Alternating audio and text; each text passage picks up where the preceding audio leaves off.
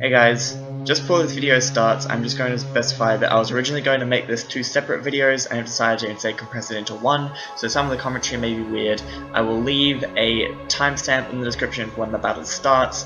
I will probably not put a notification up on screen because I'm terrible, and there's going to be a weird transition between the team builder and the battle, so sorry about that, but it's life.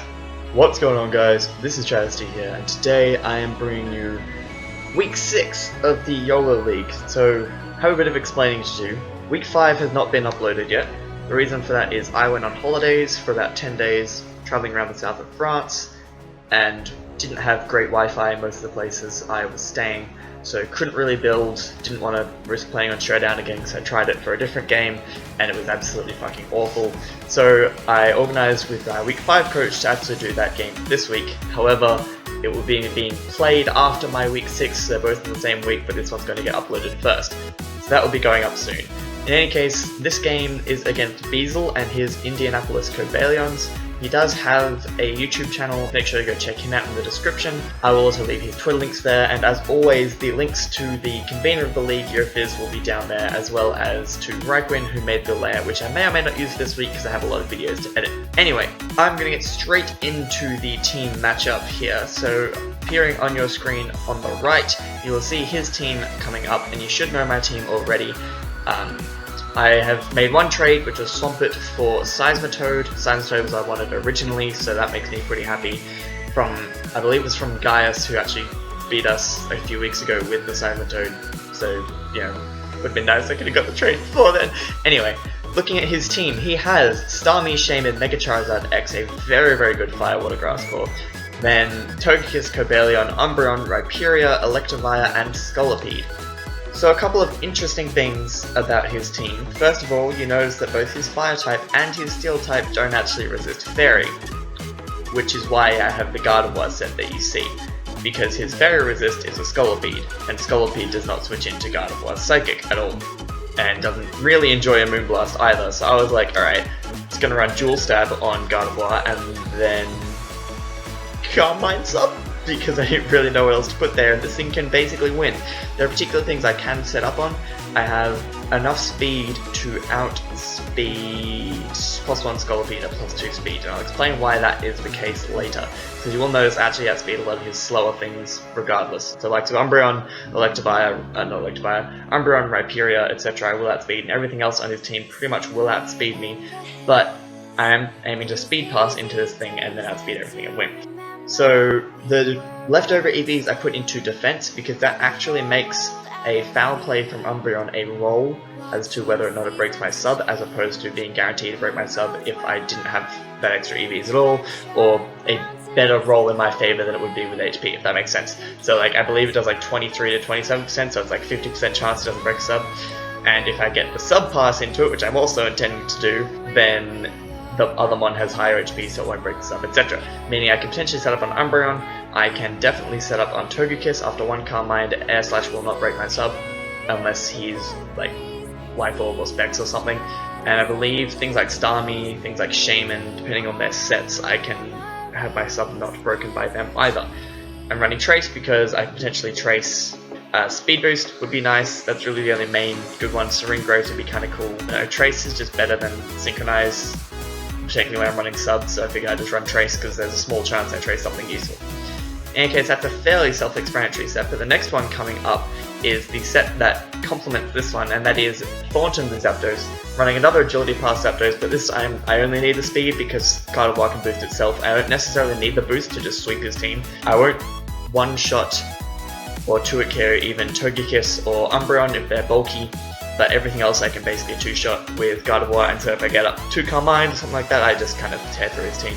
So this is a bulky Zapdos to bluff that I'm not going to set up in his face, and then I can set up in his face and Baton Pass hopefully.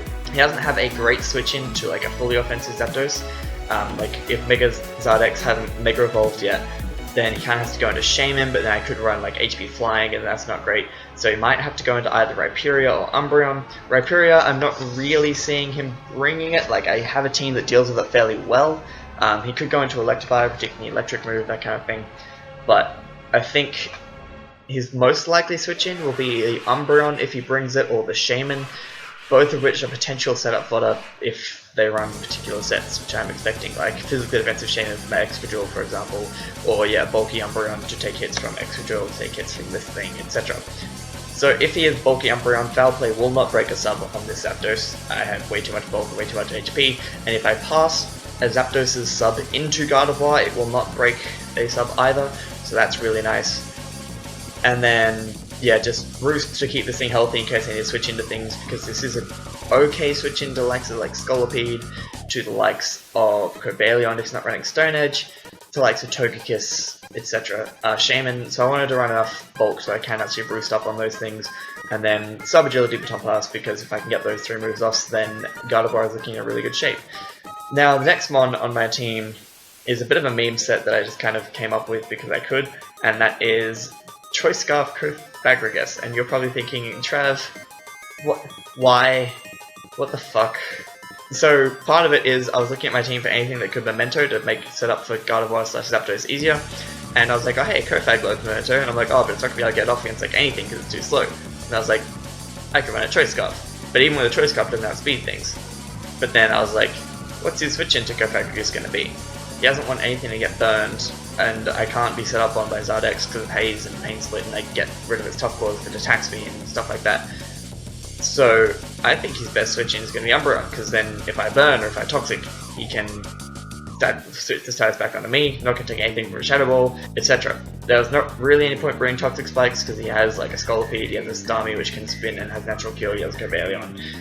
Togekiss and Zard, if it only comes in once and then Mega Evolves won't be affected, just wasn't really worth it in my opinion, so I decided to just go with this set. And anyway, I was hoping to be able to trick a Scarf onto that Umbreon. If using a setup fodder didn't work, I can trick a Scarf onto it, cripple it, and then have this thing around to potentially Memento, Haze, and Pain Split, because it's just be an annoyance. If I'm lucky, I'll get like leftovers or something that can help my longevity. I am fully spit up because I want to be able to spin block that Starmie, and this means the Life Orb Hydro Pump will not do it to me, and then I can Pain Split, force it out with Shadow Ball, which I don't have but I can bluff, etc. So that was a pretty cool set. Next mon is way less interesting and more just memey, and that is not memey, more just standard, and that is Megalopony. Enough speed for Starmie. Return High Jump Kick absolutely destroys his team. I didn't really feel like bringing Fake Out because he doesn't have too much priority that I'm worried about anyway, insofar as none, apart from E-Speed on Togekiss, and if he brings E-Speed on Togekiss, then like he can have the win. In any case, Adamant Lopunny is really fun. Togekiss can switch into 2 of these, nothing else can. Like everything else on his team, I didn't count Mega Zardex actually because I was assuming it would be offensive. Everything else, I believe, gets 2 carried by either Return or High Jump Kick. And then I run Toxic for that Togekiss. If it has Heal Bell, I can force it to Heal Bell. Also running Baton Pass because, yeah, like I said, I didn't really feel like Fake Out was going to be useful, and thought that Baton Passing to get momentum on that Togekiss, because I do have a few things that force it out. I could actually go into a Zapdos and set up at that point, and go into my Excadrill and just force it out straight away, and just be a general nuisance. So that's the Lopunny set, super duper standard. Megalopony just does what Megalopony does. There is no need to do anything else for this mon. The only issue with wanting Fake Out would be so I can Mega Evolve on the things that potentially outspeed me, like Starmie, Shaman, Mega Zardex, because I'm not running enough investment, that kind of thing, Cobalion, etc. The list goes on. But, I figure I'll be able to get my Mega off against things like Umbreon, forcing a switch, him predicting Fake Out, etc. Like, I don't think it's going to be that important. In any case, the next mon I am bringing is a Life Orb Sandrush Excadrill, because Life Orb Sandrush Excadrill is good. I've given up on using the Mold Breaker Scarf set because it dies a lot. And basically Sandrush Drill does a lot to his team. You know, Oko, Scolipede, Electivire, 2-hit KO for Apuria. Can't 2-hit KO Umbreon, but if I get some, like a Toxic on it, and then, or Trick of the Scarf, get Sandstorm damage, whittle it down, then I can 2-hit KO Cobalion, like it's not Air Balloon. If he brings Air Balloon Cobalion, I swear to fucking god, people using my own sets against me in the same matchup, how dare they. Togekiss dies to Iron Head, Mega Zardex dies to Earthquake, Shaman is a roll to die to 2 X's. That's part of the reason I have X's, it does more damage to Umbreon than Earthquake does, and it does way more damage to Shaman because obviously it releases the Earthquake. So a fully Fizz Def Shaman has a small chance to die to 2 X's in the sand. And then Starmie can't really take an Earthquake or an X's. So fairly standard set. Setting up my own sand, hopefully it'll work. Basically just try and sweep up if I can't. If I punched a hole with like Gardevoir or Megalop, and then I potentially sweep up late game with this thing. Say if I'm in against, I don't know, Tokius, it doesn't have a fire move, or against a choice locked Umbreon that's choiced into Toxic or something, I can set up Sand and then just tear through his team. Now the last one is the trade that I mentioned. I am bringing Bennington, the Seismitoad. Some of you might know that the name of Linkin Park's lead singer, not the rapper, the singer is Chester Bennington, and because Seismitoad reigns for Shardy in Season 1, it's crawling in my skin and Linkin Park jokes. And anyway, a fully physically defensive, especially offensive Seismitoad with Stealth Rock because I wanted Stealth Rocks up. That's basically the reason this thing is on this team. I was like, I want Stealth Rocks, I want to put Stealth Rocks in Excadrill, I'm going to bring Seismitoad. And then 3 moves to basically cover most of his team. Earth Power doesn't do much to Starmie. Sludge Bomb doesn't do much to shame him, it does more than any other move. I can potentially get the poison, and if he's offensive, doesn't have recovery for example, that would be really nice. Megazard X doesn't appreciate Earth Power, Togekiss can kind of take anything, but Sludge Bomb does enough. Cobalion doesn't appreciate Earth Power, Umbreon appreciates everything. Rhyperior, which this thing can kind of wall, like even if it gets set up with Rock Polish or something, I can Scald and just annihilate it. And Stone Edge is going to do nothing, Earthquake's not going to do enough. Electivire doesn't appreciate Earth Power, Scolipede doesn't appreciate many hits on the special side, especially if he's offensive. And I can also use the thing to switch into Megazard X. If it sets up to +1, I can still take 1 hit. I can't quite take 2 Dragon Claws at +1, but I can take 1. An Earth Power, I get off a lot of damage. And if I get rid of Tough Claws by sacking Copagrigus or something, then I can take 2 and just be happy. So, fairly self-explanatory sets. I basically brought the one main setup meme and then other things to just try and sweep up / deal with particular things after I've attempted to pull that off. I won't be leading with like Zapdos because I feel like it's a bit too risky, because if you lead with like Spec Starmie with Ice Beam, then I potentially just die turn 1 and then the whole thing is gone. But I will try and pivot around things and get into that position as early as I can, just so I can try and really punch through his team, because even if Gardevoir doesn't sweep, it can just put so much hurt on things that really opens the doorway for Excadrill and Megalop. In any case, that is going to be my week 6 team build-up, and then I will actually have something else to show you soon as well. I have 2 new things coming to the channel just before Sun and Moon come out, if I can get myself organised. As I mentioned at the start, there's originally going to be 2 videos, now it's 1, battle's coming up now, thanks. What's going on guys, this is RichaadEB here, and today I am bringing you my week 6 YOLO battle, as explained in my team builder, just in case you didn't watch it. Week 5 will be coming just after this one. I was away for a week and didn't have great internet, so I wasn't able to build and battle, but it's okay. I'll just do that battle a week late, and both of these battles will come out in sequential days, if that makes sense. In any case, for those of you who didn't watch the team builder, the basic team that I am trying to win with right here is Agility Pass, Sub, Zapdos to pass into Gardevoir, that is Calm Mind, Dual Stab, and Sub, because I can sub up on Starmie, on Togekiss, on Umbreon, potentially, and just kind of destroy lives with my Dual Stab. Like, if you look at his team, his Fairy Resist is a Scolipede, which probably drops to a good Moonblast anyway, and definitely drops to a Psychic. I then have a Trick Scarf Copagrigus to try and cripple that Umbreon, a standard-ish Megalopony with Return, High Jump Kick, Toxic, and Baton Pass, a Manual Sand Sweeping Excadrill with Earthquake, Iron Head, and X-Scissor for the potential Shaman and for the Umbreon, and then a Stealth Rock physically offensive Seismitoad with 3 attacks to try and do as much damage as I can to everything that is on his team.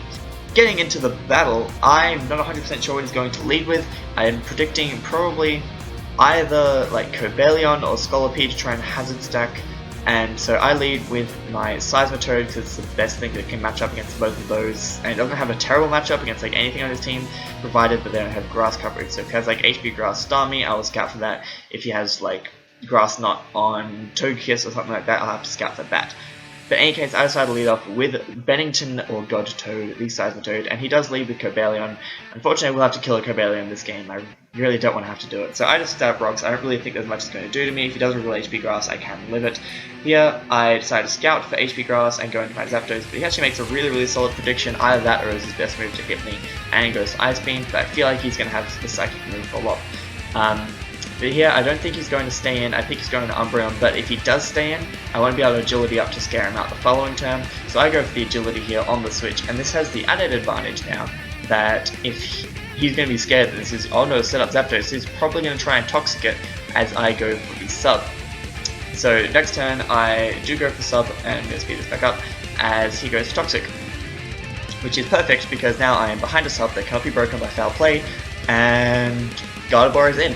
This is happening really early. So I Baton Pass out into the Gardevoir as I Trace Synchronize, so it would have the same ability whether I want to Trace or Synchronize anyway, and foul play does not break my sub. So he knows that he's in a bit of a problem here. He goes for Protect to scout what I'm going to do, and I set up a Calm Mind. And now he is in serious trouble because I can get up to +2, because now I basically have Smash Pass with some Spadef boosts into Gardevoir, and nothing is going to live. So I go for a sub here, knowing that he's either going to switch or attack with foul play, and it's a chance to not break my sub. I get my leftovers back, etc. And he goes for Protect, getting his speed up. I knew what was going to do, but there was no point in predicting it, because at this point I just beat his team anyway. And here I just go for Psychic again, hoping he won't get the double Protect. Unfortunately he does, which means he's going to be able to break my sub the following turn. And the speed investment I had to guarantee that speed this thing at +1 is kind of useless, because I could have run less speed, run more bulk, more power, etc. In any case, he has Poison Jab to break my sub, and then I just take him out with a Psychic. So Scolipede is down, I have Rocks up, and Gardevoir is at full health, and Zapdos is like half. So he brings in Togekiss, which is perfect, because I know for a fact I can sub up on this thing. He might have been trying to live a hit and T-Wave me, but he does go for the Air Slash, it doesn't break my sub. I get leftovers back, and now I'm just going to pick Blue Glass, and something drops. It actually does live because it is a bulky set, but that means the Air Slash will guarantee not break my sub every single time. I can just sub up again, make sure I have T-Wave or whatever, because it means that I will be behind a sub to face off against the other things in case something can live a hit. So at this point he types in the chat that there is no way he's going to win this as I kill off the Togekiss, and so he just forfeits at this point, but we can attribute the 4 following kills to Gardevoir, because at +2 I would Oko the Umbreon after Rocks, Oko the Megazard after Rocks, and he has to Mega Evolve and then he can go for Psychic. Chance to kill the Starmie, I believe it was like specially defensive it would live, but I don't think it was, and would probably kill it. And would probably kill the Cobalion again if it was specially defensive it would live, but then I would just annihilate it with the second one. Basically the plan worked. I pulled off another setup meme, it's what I do. And Gardevoir was able to absolutely destroy this man. I feel kind of bad and also kind of good, because it's like, yeah, I got a 6-0 with Gardevoir, but at the same time it's not fun to play against something like that where your opponent just sets up in your face and then tears through your team. I don't know, it's a competitive league. Well, it's not a super competitive league, but it's a league I'm still going to try and do my best in, and unfortunately that means beating people even when they're super nice, so that happens. In any case, the next week, well, the last week, you know what I mean, we'll be going up in, so Teambuilder will be going up tomorrow if I can get the game played, match the day after. I hope you guys are looking forward to that. In any case, I hope you enjoyed this video, and I will see you in my next upload.